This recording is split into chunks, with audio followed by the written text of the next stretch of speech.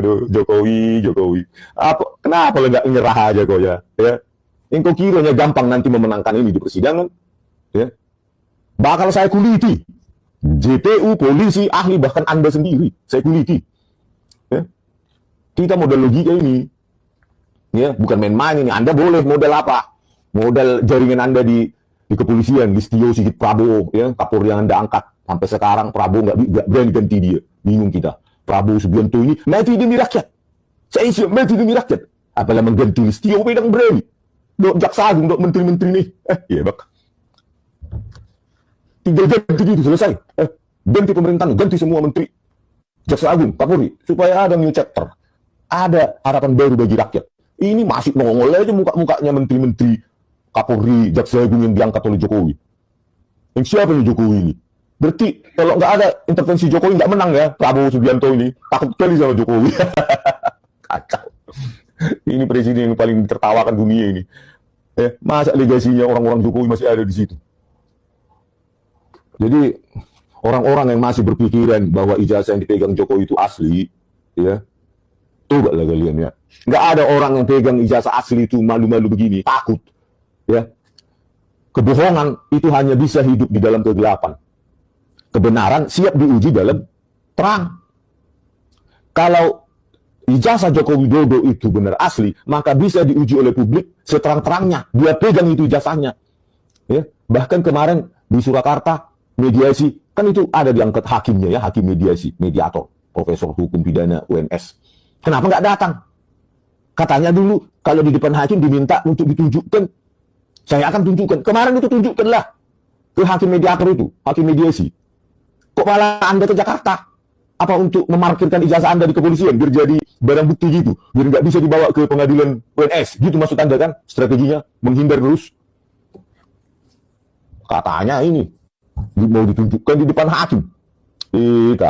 Uji karbon aja itu, uji usia kertas, uji tinta sudah habis itu, dan UGM akan terseret. Makanya saya bilang, Ova Emilia, ya, sayang sekali kerja keras seluruh profesor dulu yang saya kenal, keringatnya itu mengantarkan UGM menjadi baik namanya. Anda hancur-hancurkan ya, Anda hancurkan sehancur-hancurnya, sampai rela memanipulasi dokumen. Satu dosen tanda tangannya berbeda, pemalsuan dokumen, nanti tunggu laporan kepada UGM. Ya. Assalamualaikum warahmatullahi wabarakatuh. Jumpa lagi kita di sini di studio dan semoga teman-teman di luar sana semoga selalu dalam keadaan sehat. Amin. Oke para sahabatku dimanapun berada, hari ini, pagi ini akan ada informasi terbaru tentunya buat teman-teman di luar sana seputar ijazahnya Bapak Jokowi. Informasinya pagi ini, ijazahnya dan dokumennya Bapak Jokowi yang ada di Polda akan segera dikembalikan ke pemiliknya, yaitu kepada Bapak Jokowi.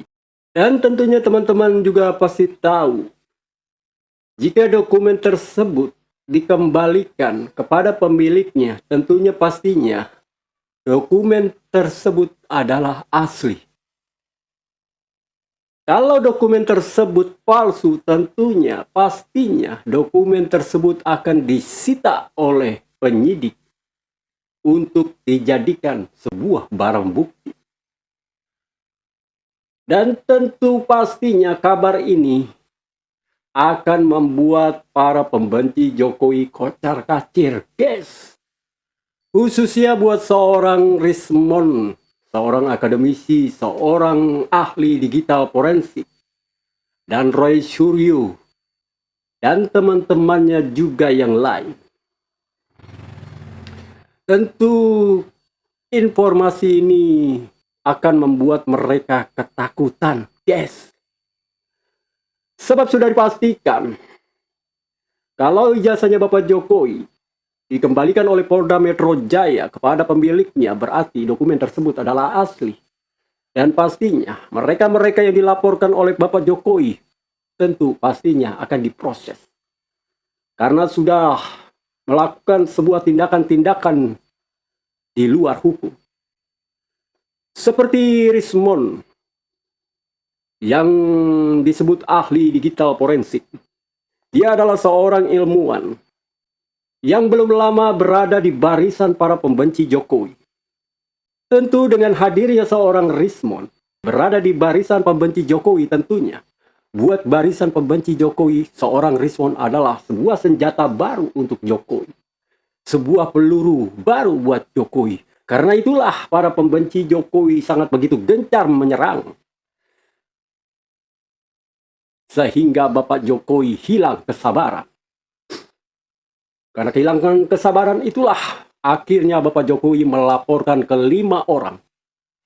5 orang ini adalah orang-orang yang begitu sangat aktif menyerang, begitu sangat aktif mengeluarkan narasi-narasi yang membuat harkat dan martabat seorang Jokowi runtuh. Dan tentunya buat seorang mantan presiden ke-7 tidak akan membiarkan hal itu, guys. Tentunya seorang Jokowi akan melakukan sebuah perlawanan. Dan kata Bapak Jokowi, tindakan yang Bapak Jokowi lakukan atau laporkan ini akan menjadikan sebuah pembelajaran. Sungguh memang sangat disayangkan mereka yang mengaku dirinya seorang akademisi, seorang ilmuwan. Mereka sudah memvonis seseorang itu salah, seseorang itu bersalah, seseorang itu adalah pelaku kejahatan.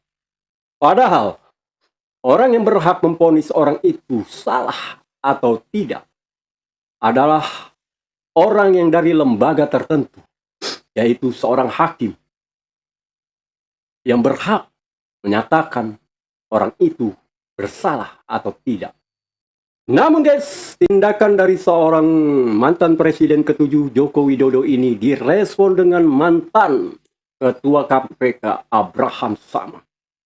Apa kata Abraham Samad yang katanya tindakan dari seorang Jokowi ini adalah sebuah pembungkaman?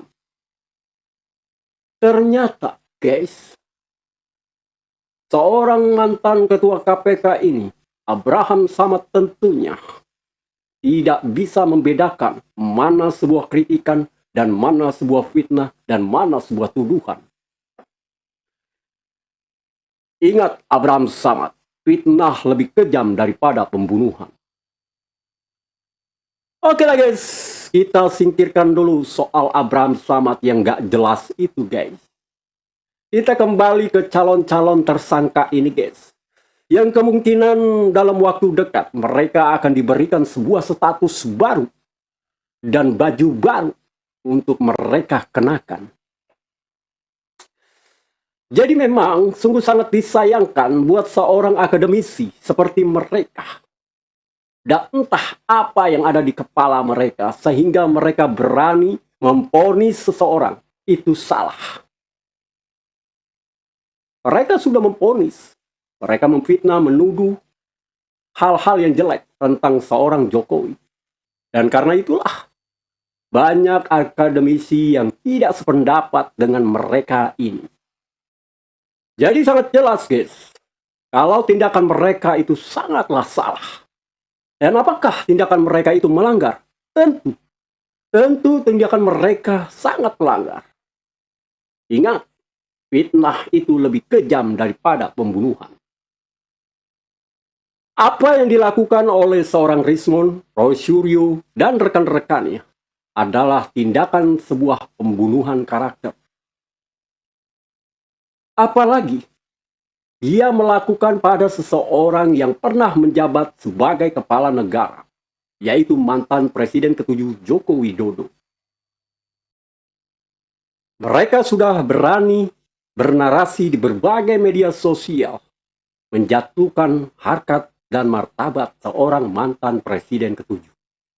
Kalau tindakan mereka itu dibilang benar, maka hancurlah sudah dunia ini. Orang-orang akan bebas menjatuhkan harkat dan martabat seseorang di media sosial. Akibatnya di dunia sosial media akan adanya perang narasi-narasi yang menjatuhkan harkat dan martabat seseorang dengan menuduh, memfitnah, dan lain sebagainya. Oke para sahabat, sampai di sini dulu jumpa kita dan pastinya kita jumpa lagi di video-video selanjutnya. Jangan lupa untuk kalian subscribe, like, dan komen, dan bagikan video ini ke sosial media kalian. Sebelum itu guys, kita seruput dulu kopinya. Mantap. Assalamualaikum warahmatullahi wabarakatuh. Bye-bye.